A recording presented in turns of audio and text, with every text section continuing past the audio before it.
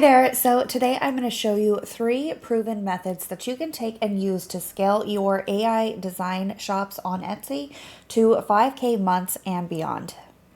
If you are new around here or if we've never met, I am Bailey, the owner of Bailey Design Co., a 7-figure digital design shop on Etsy.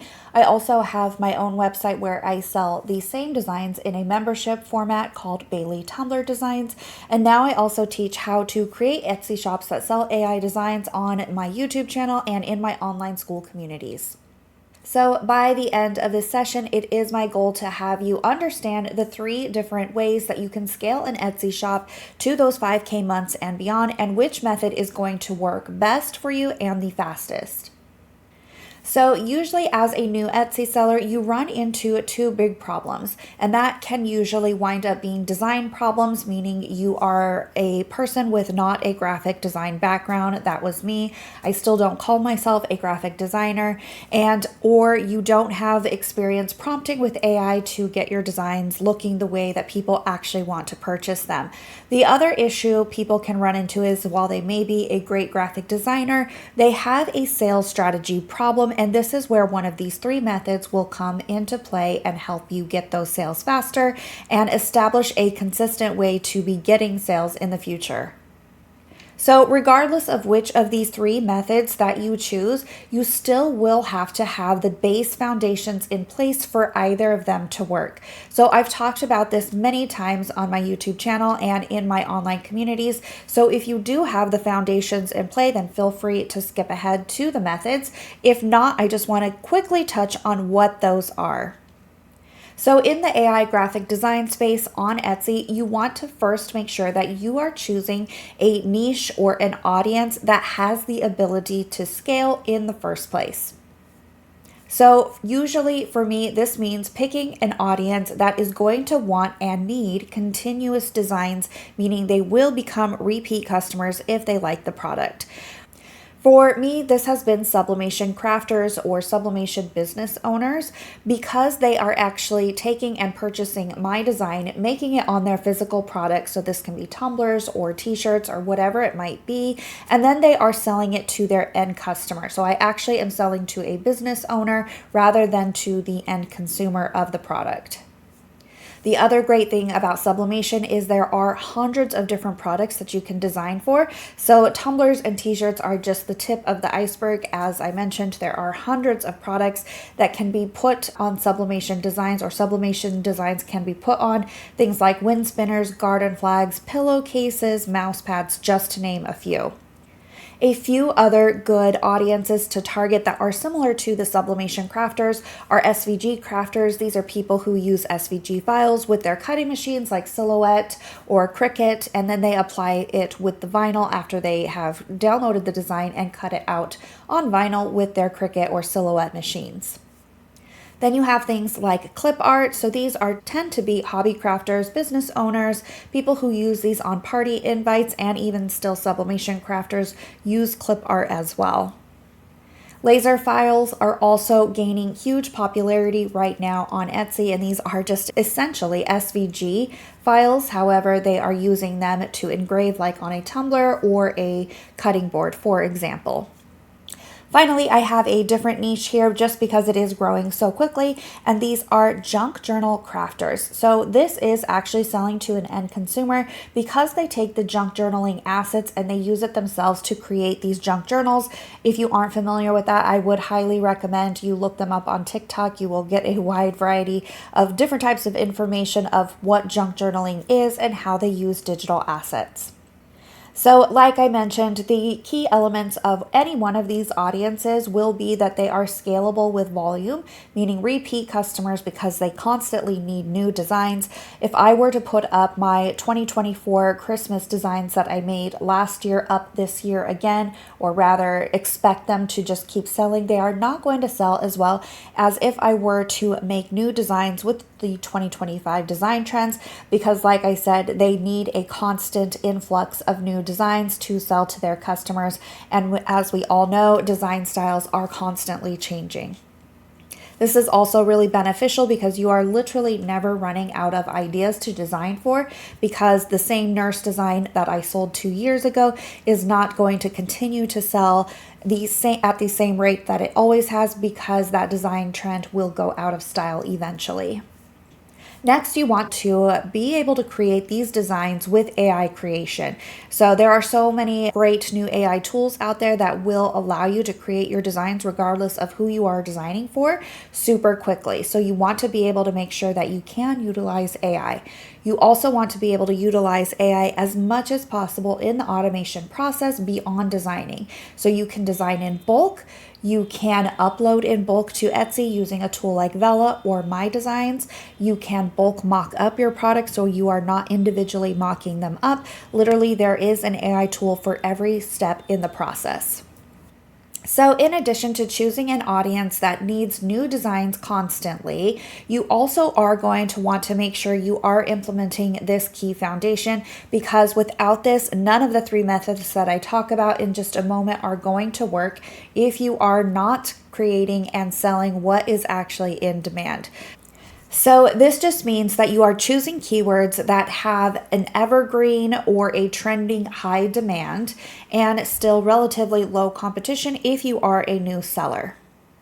The next step is to make sure that you are creating a design for that search in a way that people are actually going to purchase it, meaning you are creating it in a design style that is actively selling on Etsy. So you can do this by doing a keyword research, like type in St. Patrick's Day Highland Cow, and make sure you are designing your design in line with what is already actively selling, because if you put up something that is completely opposite or not high quality, it is just not going to sell regardless of how low the competition is. You also want to make sure that your designs are unique and as trendy and hopefully better than the competition to get that spike in sales. So what are these 3 scaling methods?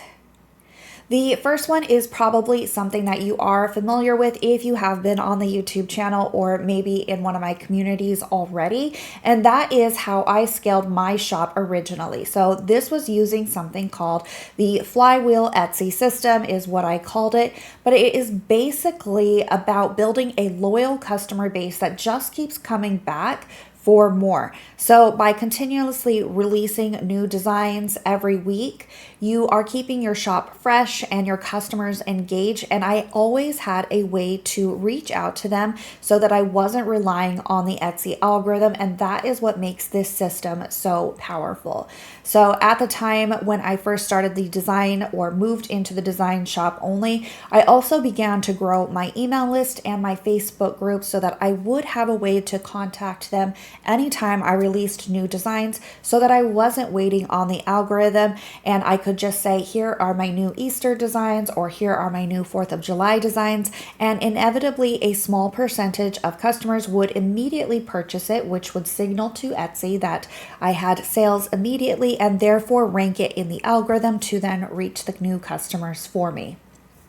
Since starting my email list and my Facebook group, I have grown the Facebook group close to 11,000 people, and that email list is over 20,000 people. The key to making this method work is that you still need to have trending new designs being released that people are actually purchasing, because that is how the email list and the Facebook group were actually created. This method is going to be best for you if you have patience, you are good at researching and designing, and of course staying consistent releasing new designs, as it does take some time to build up a loyal following, as most people convert at a 25 to 30% rate. So if you are only getting, let's say 5 sales per day, on average, that means probably only one of them is going to be joining your Facebook group or your email list. So method number 2 is what is called the whole shop strategy. So why this works is because bundle selling is just a great way to increase your average order value and create a really consistent income stream. So when you offer a whole shop, or what is known as a bundle deal, you are giving buyers more value while reducing the effort needed to attract new customers with just single individual listings. Now, for this method to work, you still do need a high volume of trending types of designs that people actually want to buy, because they aren't going to purchase a bundle of, say, 500 listings if they are not designs that they are looking for or that are unique to the marketplace. So if you do some math here to get to that 5K a month mark, let's say you priced yours at $35. I do recommend a minimum of at least 500 listings to be able to implement this. And again, they still need to be very good and high quality designs. But if you average that over a month, that is just 142 sales, which averages to about 4.5 sales per day, which if you are using all of the traffic methods that you can get to your bundle or your whole shop listing, 4.5 sales is very doable. So here are just a few results on Etsy. Now I just typed in whole shop bundle for this example, so it's going to give me a lot of different ones, but you can basically have whole shop bundles for any type of digital product. This one here is doing about $6,000 a month based on the sale price of around $50, though this is a mock-up one. This one here is a PNG, it looks like a clip art, SVG files. They sell theirs at around 100, and then you have this one at about 50 again. This looks like clip art. There are Tumblr ones only specific. There are sublimation whole shop bundles that are the entire bundle or the entire sublimation package. They can be wind spinners, they could be clip art included, they could be tumblers, they could be any type. This one here is doing really, really well at $74, and they average about 266 sales. So it can be done with pretty much any type of digital product. Again, assuming you have all of your traffic pointing back to that whole shop bundle. Personally, I have worked with several one-on-one clients who are seeing amazing success with this. Several of them just do PNG bundles altogether. Several of them are SVG sellers. I do have one person who does their whole shop bundle for their junk journal kits. So I have seen this work in multiple different varieties of digital products. It really just comes down to being consistent with adding new and fresh designs, and then again, pointing every bit of traffic back to that whole shop bundle. And you can do this in a wide variety of ways without social media, just within the Etsy algorithm or the Etsy ecospace. So finally, method number 3, and this is probably the best one that I can recommend. This is the one that is going to 10x your revenue way beyond just what an AI digital design shop on Etsy can do alone. However, it's the one that is probably going to make people the most uncomfortable or shy off from, but I'm here to tell you, you can do this without showing your face. You can do this without having tons of fancy equipment and gear. It really just comes down to one simple how-to YouTube video per week, specifically about something that your audience is looking up how to do.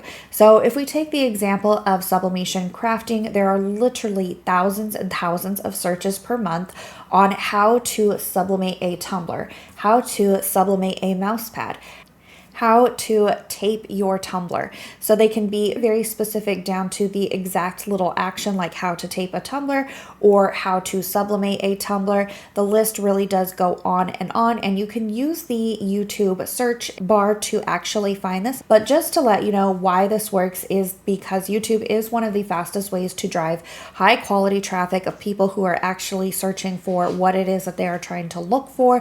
And it is a way to funnel any type of people to multiple different ways that you can earn income.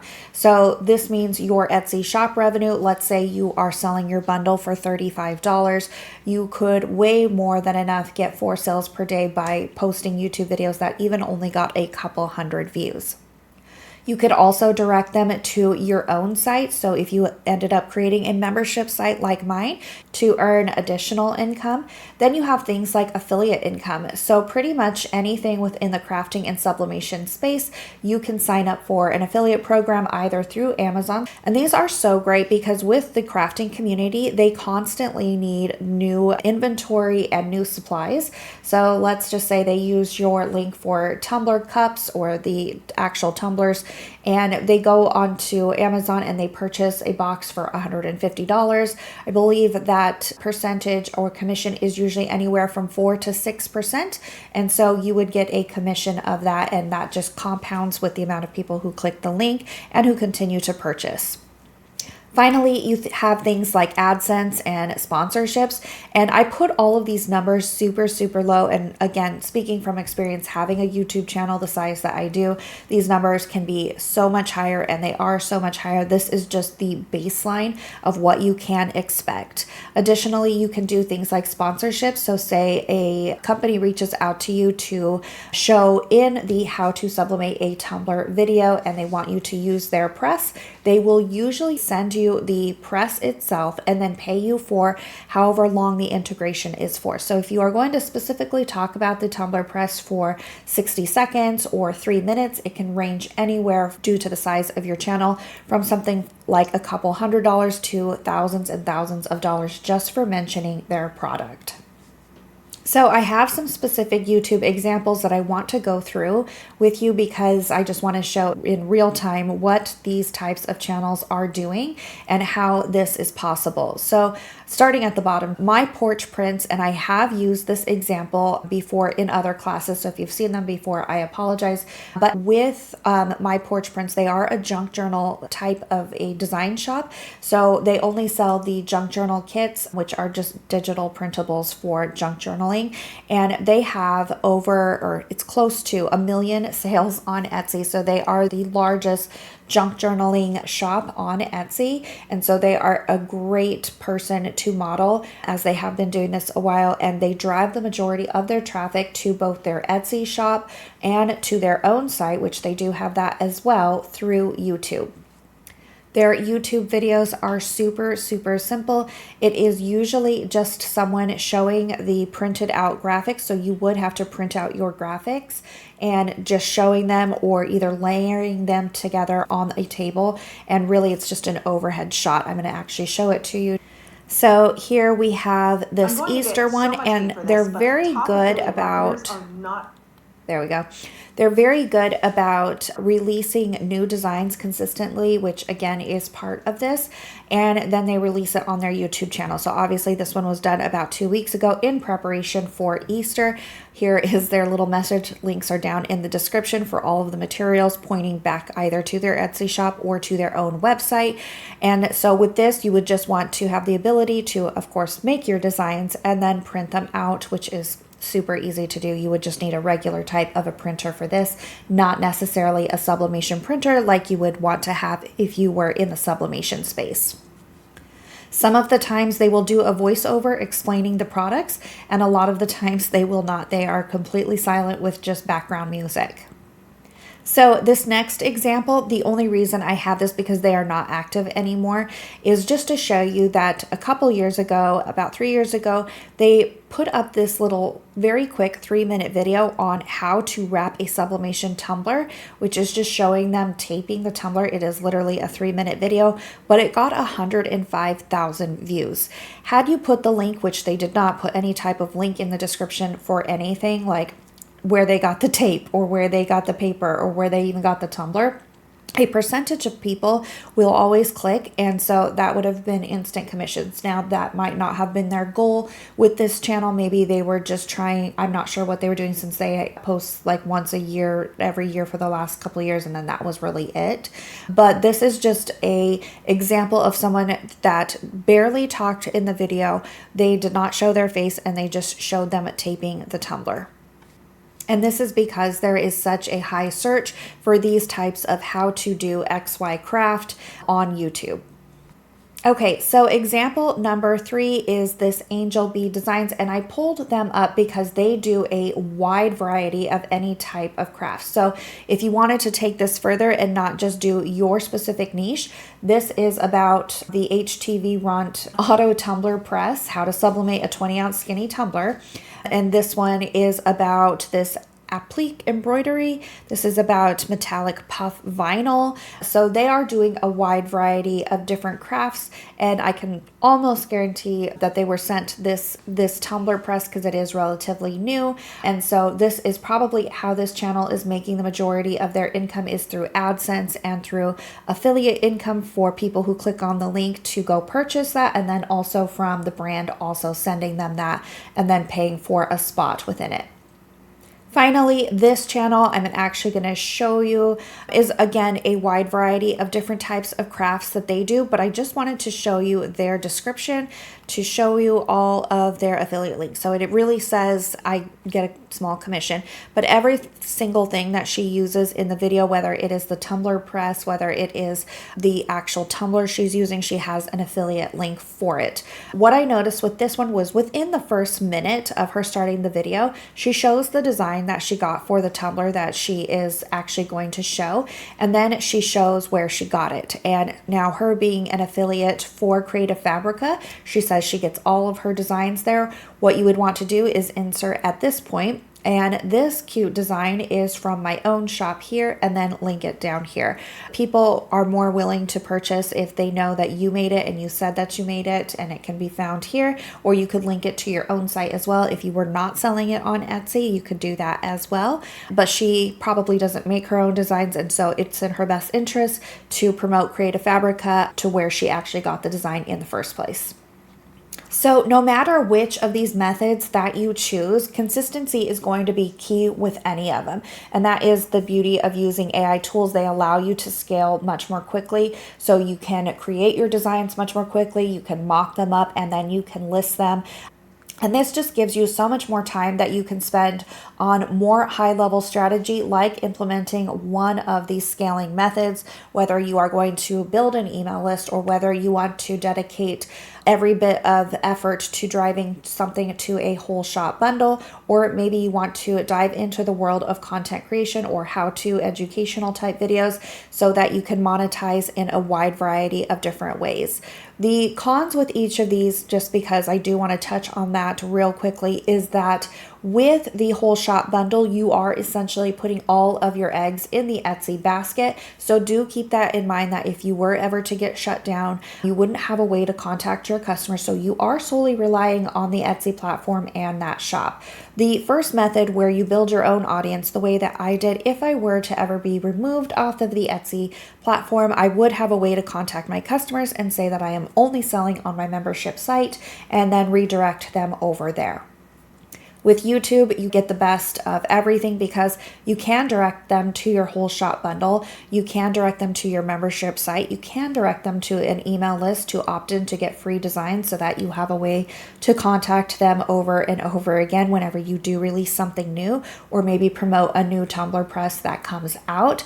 And then you also have the ability to tap into many different income streams. So affiliate income, brand deals and sponsorships, and your AdSense, along with selling your own products. So you really are not just stuck in one way of earning an income like you are off of Etsy, but you have a wide variety. So personally, two of these methods have helped me scale my Etsy business and other businesses as I do YouTube, and then I have grown my own audience. And then I personally work with people who do the whole shop strategy and have helped them implement all of the little marketing pieces that go with making sure that is running as successfully as possible without you having to have that email list.